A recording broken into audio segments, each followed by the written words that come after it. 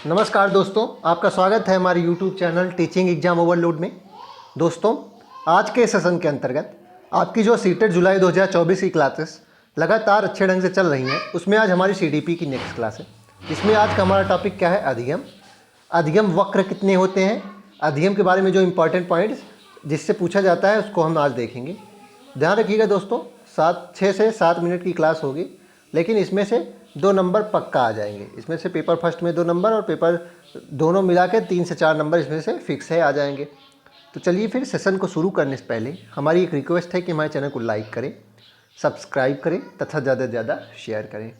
चलिए बिना किसी देरी शुरू करते हैं। अधिगम है क्या? अधिगम का सिंपल शब्द में कहा जाए तो अधिगम का अर्थ होता है सीखना। अधिगम का अर्थ क्या है? सीखना। देखते हैं। अधिगम जन्म से लेकर मृत्यु तक चलने वाली प्रक्रिया है। अधिगम जन्म से लेकर मृत्यु तक चलने वाली प्रक्रिया है।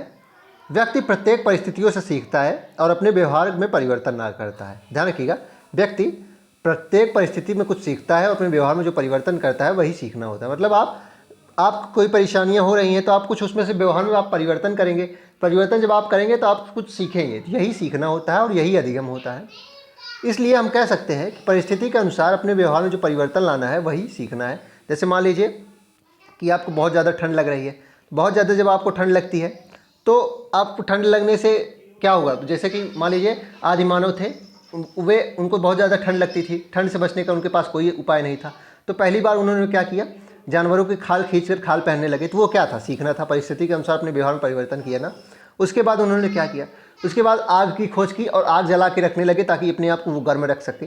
तो व्यवहार का परिवर्तन परिस्थिति के अनुसार ही क्या होता है? सीखना होता है।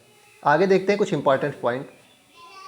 सीखना अनुकूलन की प्रक्रिया है। सीखना क्या है? एडाप्टेशन है। ऊपर ही बता दिया गया है। मतलब किसी भी परिस्थिति के अनुकूल बनना ही सीखना होता है। मतलब आप कोई परिस्थिति है, अपने आप को अनुकूलित करना, उस परिस्थिति के अनुसार ही सीखना होता है। जैसे कि आप मान लीजिए गर्म प्रदेश में रहते हैं, उसके बाद आप ठंडे प्रदेश में जाएंगे।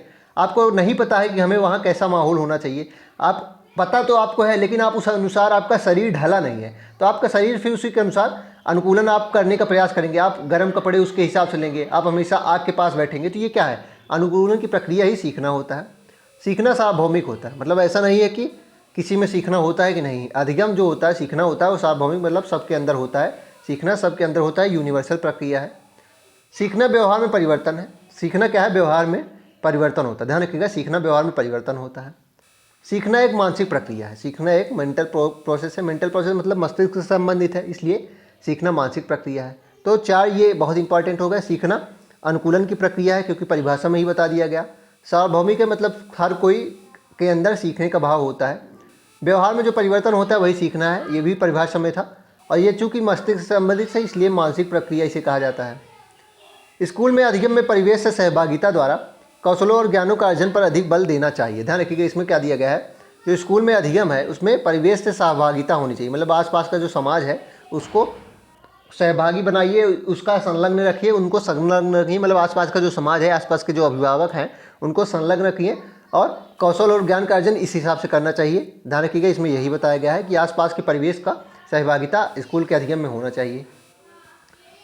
सार्थक अधिगम मीनिंगफुल लर्निंग में एक समस्या पर विविध तरीकों से विचार करना चाहिए। ध्यान रखिएगा, इसमें क्या है कि जो सार्थक अधिगम होता है, अर्थात जो मीनिंगफुल अधिगम होता है, उसमें मतलब एक समस्या का एक ही समाधान नहीं होना चाहिए। मतलब एक समस्या का एक ही तरीके समाधान हमें नहीं बताना चाहिए। उस समस्या के विविध तरीके के बारे में हमें विचार करना चाहिए और विचार करने के लिए बच्चों को इनकरेज करना चाहिए। यही सार्थक अधिगम होता है।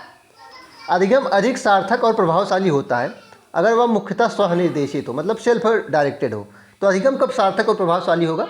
मतलब जब आप अपने आप को खुद से ही समझेंगे कि मान लीजिए आप तैयारी कर रहे हैं सीटेट की, जब आप ये खुद समझ लेंगे कि मेरी CDP अच्छी जा रही है, लेकिन जो मेरी मैथ पेडागोजी है वो सही नहीं जा रहा है, या फिर आप SST में कर रहे हैं तो मेरी SST में पेडागोजी सही जा रही है, लेकिन SST की थ्योरी जो 40 क्वेश्चन आता है वो नहीं सही जा रहा है। तो इसका मतलब क्या है? आप अपने आप को खुद ही जाँच रहे हैं ना। इसका मतलब सेल्फ डायरेक्ट आप हो गए हैं। सेल्फ डायरेक्टेड मतलब आपकी जो शिक्षा है, जब आप अपने आप को खुद ही जाँच रहे हैं तो आपको कहाँ मेहनत करनी है ये भी आपको पता चल जाएगा, कैसे करनी है ये भी पता चल जाएगा। तो वो जो अधिगम होता है वो सबसे सार्थक होता है, उसका सबसे ज़्यादा फायदा होता है, वो सबसे ज़्यादा प्रभावशाली होता है, क्योंकि सेल्फ डायरेक्टेड अर्थात स्वनिर्देशित होता है। आपको किन कमियाँ खुद आप अपने आप ढूंढ लेते हैं और कमियों का समाधान भी खुद आप ढूंढने का प्रयास करते हैं और ढूंढते हैं। यही बताया गया है कि अधिगम सार्थक सबसे अधिक और प्रभावशाली कब होता है, जब ये सेल्फ डायरेक्टेड होता है।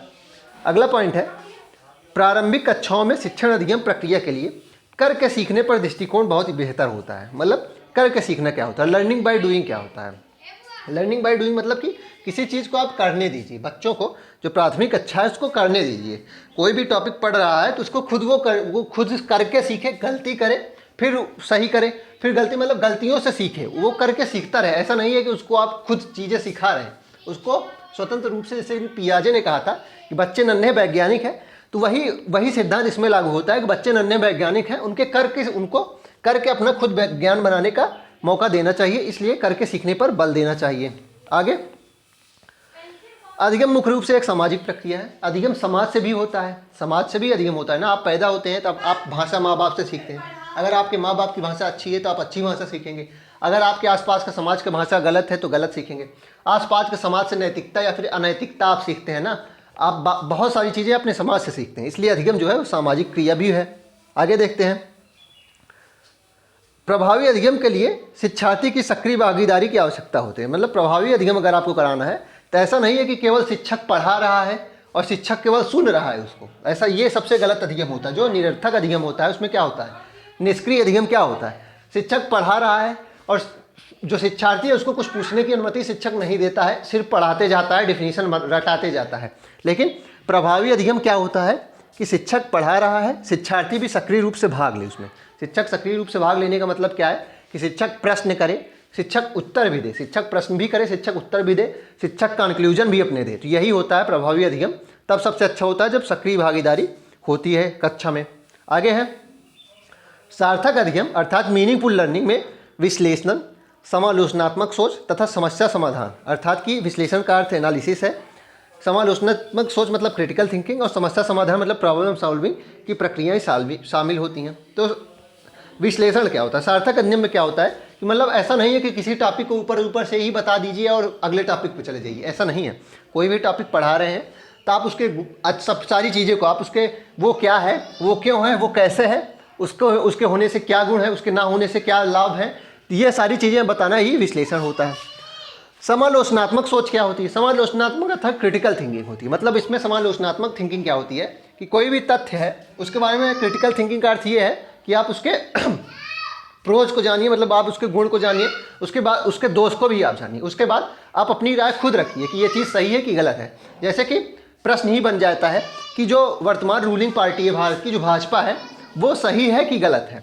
तो आप अपनी सोच से आप अपने उसके प्रोज रखिए, उसके क्या क्या फ़ायदे हैं आप उसको रखिए, उसके बाद उसकी क्या क्या गलतियाँ उन्होंने की है, क्या क्या गलत काम किए हैं उसको भी रखिए। इन दोनों को जब रखने के बाद आप देखेंगे तो आप अपना एक मत बनाएंगे। हो सकता है आपका मत ये है कि हाँ भाजपा अच्छी पार्टी है, सही तरीके से रूल कर रही है भारत को, या फिर ये भी मत आ सकता है कि नहीं भाजपा एक अच्छी पार्टी नहीं है, वो भारत के विकास में मदद नहीं अवरुद्ध डाल रही है। तो यही समालोचनात्मक सोच होती है।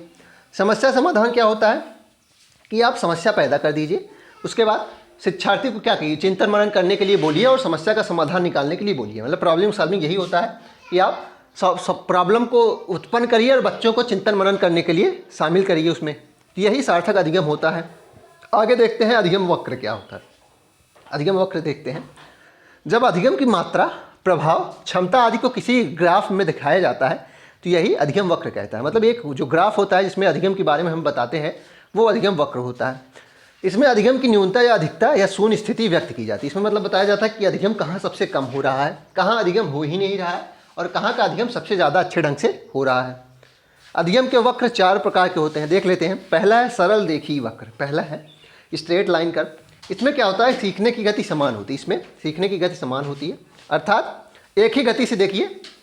सरल रेखीय वक्र में क्या है, सीखने की गति ये और ये अभ्यास है, तो सीखने की गति एक ही गति से समान रूप से चल रही है ना, ऐसा नहीं है। मतलब इसमें इस वक्त इस ग्राफ से क्या पता चल रहा है कि आप जो भी चीज़ सीख रहे हैं लगातार अच्छे ढंग से सीख रहे हैं। मतलब ऐसा नहीं है कि आपको कहीं दिक्कत नहीं आ रही है, आप सीखने की जो रफ्तार है वो लगातार एक ही ढंग से चल रही है, सीखने की रफ्तार एक ही तरीके से चल रही है। दूसरा है उन्नतोदर अर्थात एलिवेशन वक्र। इसमें क्या होता है, सीखने की गति शुरू में तेज़ होती है, मतलब आप शुरू में बहुत तेज़ सीखते हैं। जैसे कि बच्चे होते हैं, बच्चे शुरू में इमिटेशन के द्वारा बहुत तेज़ सीखते हैं, उच्चतम बिंदु पर पहुंचने के बाद फिर सीखने की गति धीरे धीरे धीमी होती है। मतलब बच्चे क्रिटिकल पीरियड जो होता है 0 से 3 साल तक बहुत तेज़ी से सीखते हैं, फिर 3 से 5 धीरे होने लगती है और फिर स्लो हो जाती है। तो यही उन्नतोदर वक्र है। इसमें देखिए ये सीखने की गति यहाँ तक बहुत तेज गई है, उसके बाद नीचे होने लगी है ना। तो ये बताता है कि सीखने की गति शुरू में बहुत तेज होती है। ये एलिवेशन वक्र होता है। नतोदर वक्र क्या होता है, जिसके कॉनकेव कहा जाता है। इसमें क्या होता है, सीखने की गति शुरू में बहुत धीमे होती है और बाद में धीरे धीरे सीखने की गति तेज होना शुरू होती है और यह उच्चतम स्तर की ओर बढ़ती है।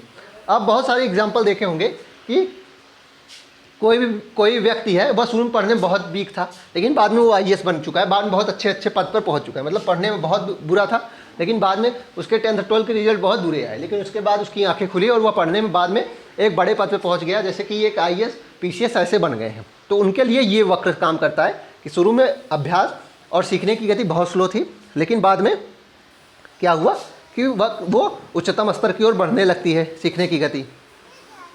तीसरा है मिश्रित अधिगम। तीसरा क्या है, मिश्रित अधिगम। इसमें शुरू में अधिगम की गति तेज या धीमी और अंत में भी अधिगम की गति तेज या धीमी दोनों तरह से हो सकती है। मतलब इसमें क्या है कि जो ऊपर के 2 वक्र थे उन दोनों को मिला दिया जाए तो ये वक्र बनता है जो उन्नतोदर और नतोदर वक्र है।